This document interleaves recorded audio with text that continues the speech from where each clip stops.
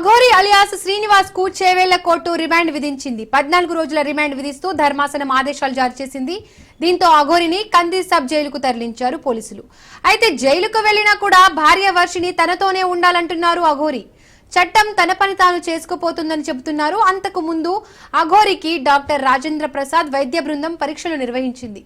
కాగా యూపీలో తెలంగాణకి చెందిన అఘోరిని అరెస్ట్ చేసిన పోలీసులు నార్సింగి పోలీస్ స్టేషన్ కు తరలించారు. 2 గంటల పాటు విచారించారు పోలీసులు.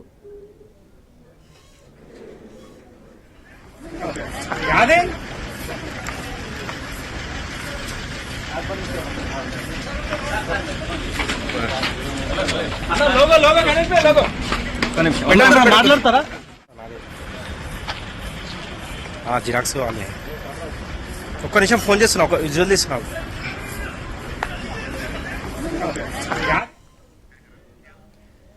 చీటింగ్ కేసులో అఘోరిని అదుపులోకి తీసుకున్నారు పోలీసులు. ప్రస్తుతం జైల్లోనే అఘోరి అలియాస్ శ్రీనివాస్ ఉన్నాడు.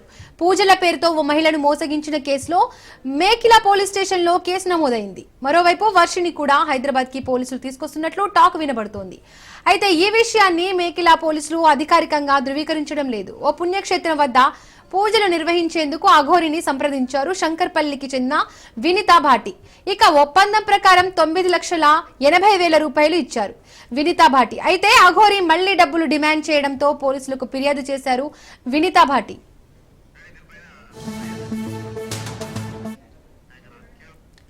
ఈ అంశానికి సంబంధించి మరిన్ని డీటెయిల్స్ మా కరెస్పాండెంట్ మహేందర్ అందిస్తారు. మహేందర్, అఘోరి అంటే వర్సెస్ అల్లూరి శ్రీనివాస్ ఉన్నాడు. మరి హైదరాబాద్ పోలీస్ అయితే తను అరెస్ట్ చేశారు. నాసింగ్ పోలీస్ స్టేషన్ లో అఘోరిని పరిధిలోకి తీసుకున్నారు. ఆ విచారణ నిమిత్తం ముందుగా తను మెడికల్ టెస్ట్ కోసం చేవెళ్ల ప్రభుత్వం తీసుకొని తర్వాత తన్ని సంగారెడ్డి సబ్ జైలుకి అయితే తరలించడం జరిగింది.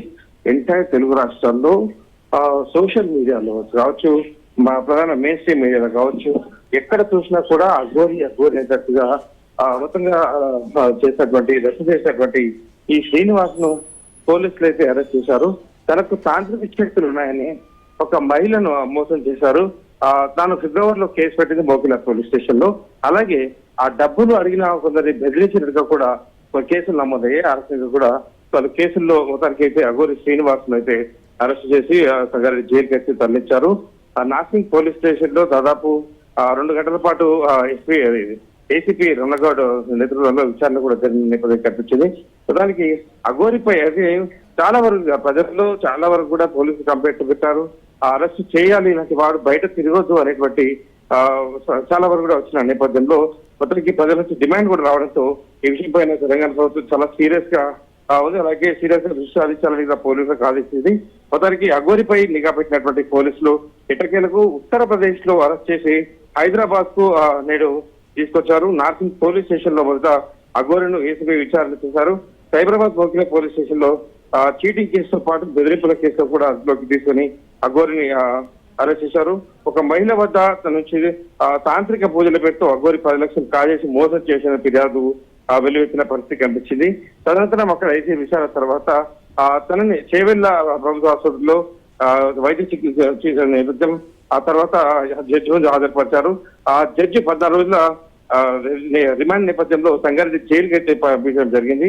అలాగే ఈ అఘోరి శ్రీనివాస్ ని ఈ మధ్య కాలంలో పెళ్లి చేసుకోవడం ఇవన్నీ కూడా అంటే దాదాపు సోషల్ మీడియాకు ఒక ఉపాధి చూపించాడు అనుకోవచ్చు. సోషల్ మీడియా విస్తృత చేష్టల్లో అఘోరి పాత్ర అంటే ఏది కూడా సై అంటే సై, నేనంటే నువ్వన్నట్టుగా ఈ సోషల్ మీడియాలో అలాగే ఈ యూట్యూబ్ ఛానల్ మొత్తంగా కూడా ఈ అఘోరిని తెర మీద తీసుకొచ్చాయి. ఇష్టం వచ్చినట్టుగా అంటే ఏ ప్రధాన వార్తలైనా పక్కన పెట్టేసి ఎక్కడ ఏ సమస్యలే లేవన్నట్టుగా ఎక్కడ వచ్చినా అఘోరి అన్నట్టుగా ఆ రకంగా ఇటు తనను అఘోరిని వాడుకోవడం, ఆ రకంగా తమ వ్యూవర్షిప్ కోసము లైక్ల కోసము ఇలా యూట్యూబ్ రెవెన్యూ కోసం ఇష్టం వచ్చినట్టుగా యూట్యూబ్ ఛానల్ ని దాదాపు ఈ అఘోరిని అయితే ఎంకరేజ్ చేశాయి. మొత్తానికి ఈ రక్షంతా దాదాపు వీళ్ళు ప్రస్థాన దశలో ఈ అఘోరి శ్రీనివాస్ ని పెళ్లి చేసిన తర్వాత ఇక తెలుగు రాష్ట్రాలకు రాబోము అన్నప్పుడు చాలా మందికి కూడా దరిద్రం పోయింది, ఇక వీళ్ళు రాకుండా పొందుతునే బెస్ట్ అన్నట్టుగా అన్నారు. సో మొత్తానికి ఈ అఘోరి పైన ఇప్పటికీ చాలా స్టేషన్లు తెలుగు రాష్ట్రాల్లో అనేక చోట్ల కేసులు అయితే నమోదయ్యాయి. మొత్తానికి ప్రధానంగా చీటింగ్ కేసులో హైదరాబాద్ సైబరాబాద్ లోని మోకిలా పోలీస్ స్టేషన్ లో ఏదైతే కేసు నమోదైందో దాని ప్రకారం అయితే ప్రస్తుతం సంగారెడ్డి జైలుకు యగోరి శ్రీనివాస్ అయితే తరలించడం జరిగింది. ఇంకా బయటపడి చాలా మంది ఉన్నారు. అంటే ఇలా తాంత్రిక పూజలు అంటూ చాలా మందిని మోసం చేసినట్టుగా కూడా తెలుస్తుంది. ఇంకా కొంతమంది ఇలాగో పోయిన డబ్బులు పోయి ఇంకా అనవసరంగా మీడియా ముందు రావడం ఎందుకు అన్నట్టుగా కూడా చాలా మంది రాకుండా ఉండేందుకు వెంకట చేస్తున్నట్టుగా తెలుస్తుంది. ఇలా అఘోరి శ్రీనివాస్ తనకు తాంత్రిక శక్తులు ఉన్నాయని చాలా మంది దగ్గర డబ్బులు కూడా వసూలు చేశారు అన్నటువంటి ఆరోపణలు కూడా వస్తున్న నేపథ్యం కనిపించింది. ఎటకేలకు ఒక కేసు నమోదైతే అయింది. ఆ కేసు రోజుల్లో ఇప్పుడు అఘోరి శ్రీనివాస్ అయితే పోలీసులు అదిలో తీసుకుని రిమాండ్ కి అయితే తరలించి 14 రోజుల్లో రిమాండ్ ఇప్పుడు విధించారు. ఇక మీడియా ఇప్పుడు ఒకవేళ వస్తే మాత్రం షరతులతో కూడిన బెయిల్ ఇవ్వాలని అవసరం. ఎందుకంటే సోషల్ మీడియాలో కానీ ఎక్కడ కానీ ఇక మాట్లాడితే దాన్నే పెద్ద వార్తగా ప్రచురిస్తున్న పరిస్థితి కనిపిస్తుంది. సో ఇకనైనా కాస్త తెలుగు ప్రజలకు ఉపశమనం కలిగిందని చెప్పొచ్చు ఈ రిమాండ్ తో అనుకోవచ్చు. Right Mahender, thank you. అక్క ఒకటే ఫోటో